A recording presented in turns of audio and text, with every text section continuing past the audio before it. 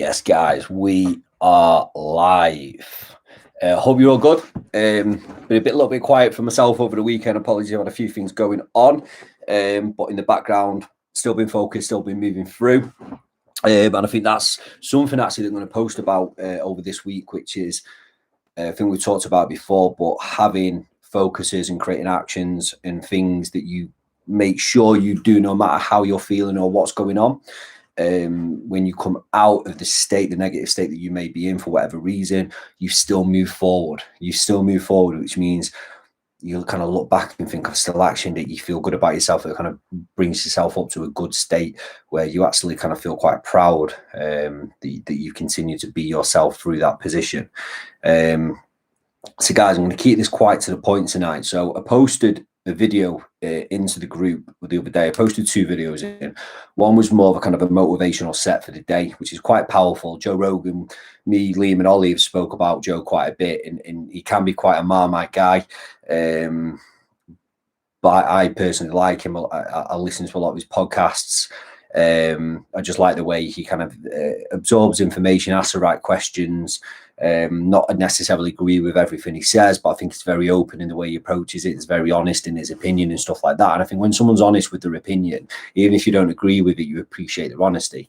So the one off Joe I found very powerful for myself, and just some of the key things he said really kind of resonated and stuck out. And listening to things like that in the morning for me especially really kind of gets me into a really good mindset for the day. So that was quite powerful. But the Buddhist one was just quite a sensational one to listen to, which really resonated exactly with where I'm at right now, in what I'm focusing in on. And it was just so powerful to listen to. It actually took me back listening to it and watching it. So guys, if you haven't watched it, please check it out. Please listen and watch that clip. Take some time, listen to it a couple of times as well. It's like I said with books before. Sometimes the second time you listen to it, the third time you listen to it, number one, you have a different perspective on it. Number two, you might pick up something you didn't quite catch the time before, or didn't quite understand. And number three, it just starts to embed a lot more, starts to create a lot more meaning. I've watched that more or less 5, 6, 7 times now. And each time I'm thinking deeper into it. And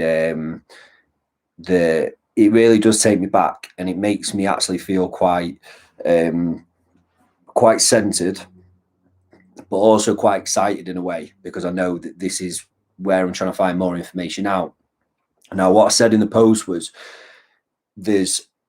I feel there's a lot I'm going to take from Buddhism, but also the other avenues I'm going to look for in kind of like a spiritual setting or kind of religious setting, because I'm reading a book at the minute which kind of touches on religion in a way, but also not in an opinionated way, in an actual way of saying all religions fall back on the same principles realistically.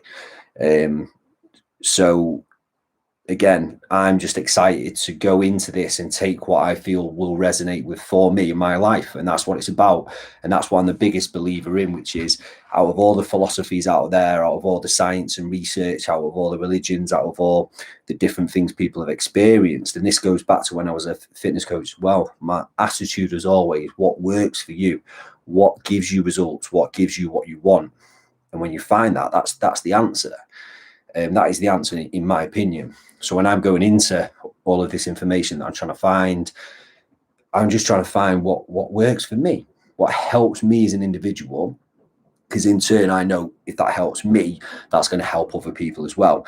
Not just because I can coach them, but even the people I'm close to them around, because it's going to change my how I'm feeling, which changes how I'm speaking and how I'm acting and how I'm behaving. And they're the people I'm around, which it would usually affect if I was in a negative state. So all of this has a good and positive knock-on effect. So guys, Liam's going to drop a really powerful post in the group tomorrow, which I'm excited for him to post. But tonight I'm going to drop in on the first hindrance. So he talks about there being 5 hindrances. So I'm going to talk about the first one tonight. And not going to be a long video, this, guys. I've made some notes to kind of go through. So obviously talking about the 5 hindrances being the state of mind. So this kind of falls back into mindset, which is why I say mindset is so important and such a powerful thing to impact your life and to understand. So the first hindrance is sensual desire. So he talks about paying attention to something that is giving you a positive emotion, which I'm going to come back onto in a second, because I appreciate a lot of the work I do is trying to find things that give you positive emotion. So this is really kind of opened my eyes up to, well, 1 second, this is helping me potentially kind of change a few things in how I coach it and approach it.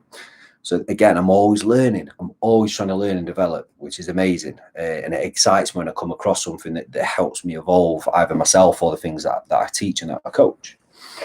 So obviously the positive emotion, it can originate from 5 gates of your body, so your senses basically. So you've got your seeing, so your sight, your hearing, your smells, your tasting, and also your touch, your feeling. So the 5 senses. And that's where these emotions, these positive emotions kind of come from. And he gave us an example of, obviously, he's talking about walking up the mountain to the peak. And the first example he comes across is again, the restaurant. And obviously within the clip, there's pictures of people in the restaurant eating the foods and drinking and smiling and laughing. And so straight away, what come into my mind there, funnily enough, was Manchester the other week, because I'm now vegetarian, which, to be fair, over the last 2 to 3 weeks, I said this to someone last night in the gym when I was coaching. And I said, I've probably been tested the most, not in terms of breaking and eating meat, but in terms of questioning, am I doing the right thing? Should I stay with it?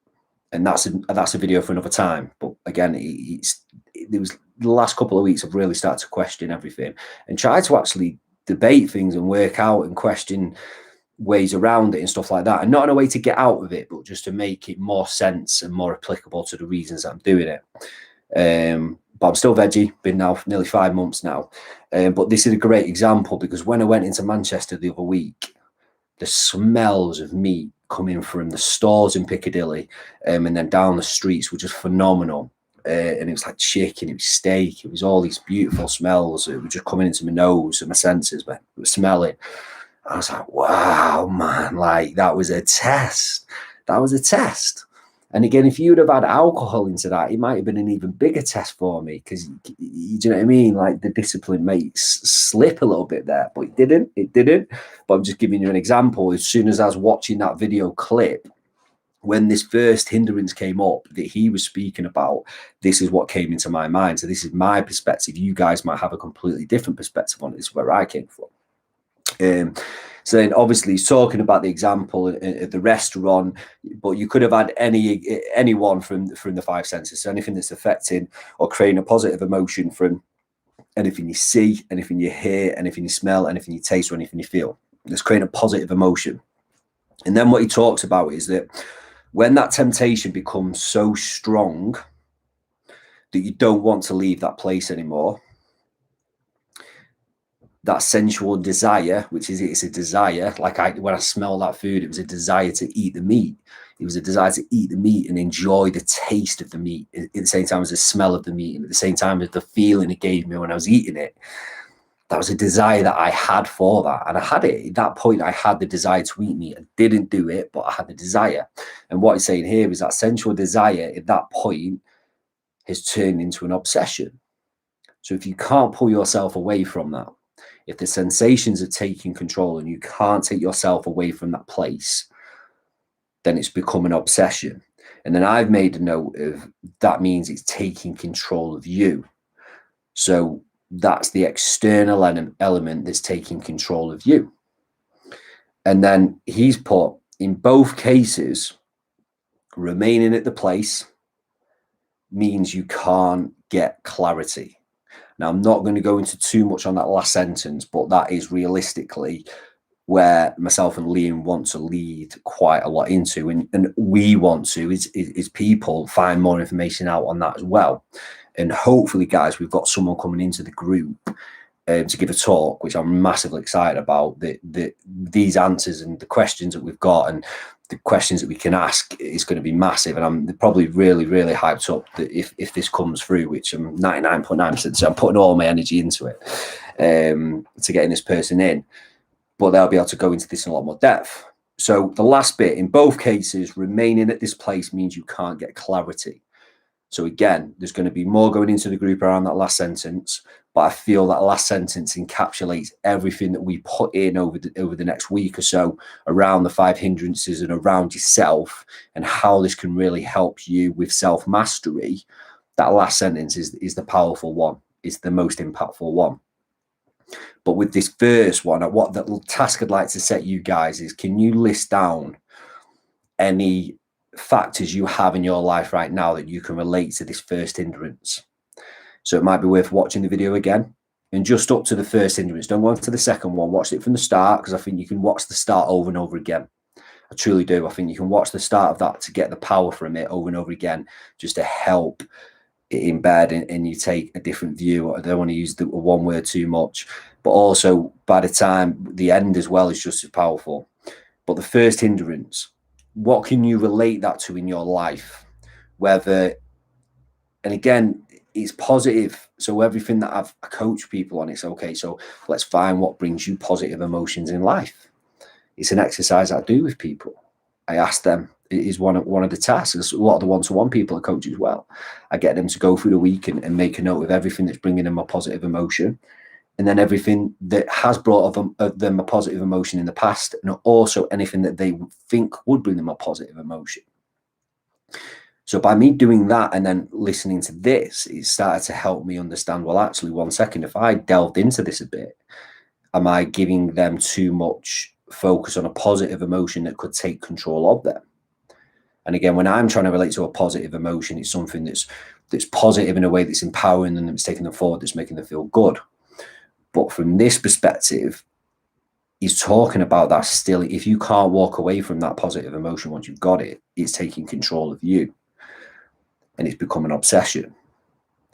So that's quite an impactful thing for me to hear as a coach.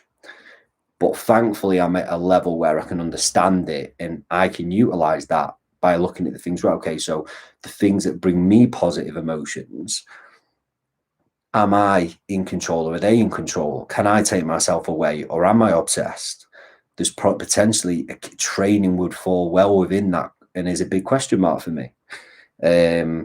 So for this task, for me, it'd be going through and thinking, right, okay, so meditation as well. So, and again, I need to delve into more into it, because just do meditation to bring me a positive emotion or to give me a peace of mind.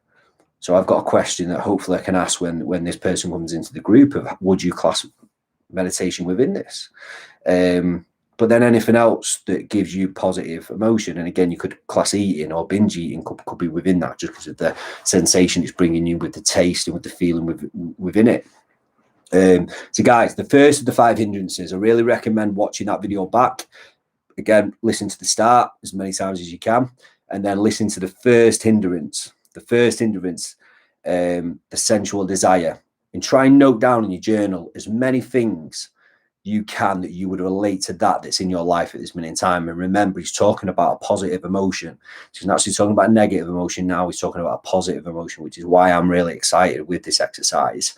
So I'd love to hear your responses, or even your perspective. If you don't want to put your responses down or your answers, even your perspective on this is really interesting, because that's all I'm giving, a perspective on it.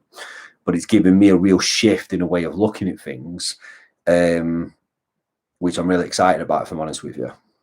And again, it's crazy how I put a video out on Insta the other day talking about how I now get excited when I set my alarm for 5 a.m, which I'm doing tomorrow. No, set my alarm for 4:15 tomorrow. But I'm also getting excited about learning something like this and being able to work on it. And that shows myself that I'm a different person and working towards. So again, it's making me feel better as a person, making me know that I'm aligned with everything that I want to do. And even though we still hit negative slumps through different things, I've always got this to come back to. And I've already made steps over the last few days in it, and I'm in a good place. So it's all good. Staying focused, which is the biggest thing. Focus, guys. What are you focusing on? So I'd love it if you can focus in on this task and have a go at this. Journal down for the 5 hindrances, which relate to you the most. Can you put down on paper anything that you feel fits into this for yourself? And then as we move through the week, We're going to go more into not just the other hindrances, but also giving more examples and talking more about this as well. And again, hopefully we've got that guest lined up very soon, who by the time we've gone through the 5 hindrances, will be able to come in and talk a lot more around all this. Guys, I hope you're good. I hope you've had a great week and you've had a great start to the week. Thank you again for everyone that's left us with some reviews. We've had some amazing reviews. It's literally blown me and Liam away. Blessed to receive them as well. So we can't thank you enough. Onwards and upwards, guys. Appreciate your support. Lots more to come as always. It's raining. I think the weather's changing, but that doesn't stop us. Embrace the weather. Embrace the world. Keep on moving forward. And I'll see you soon.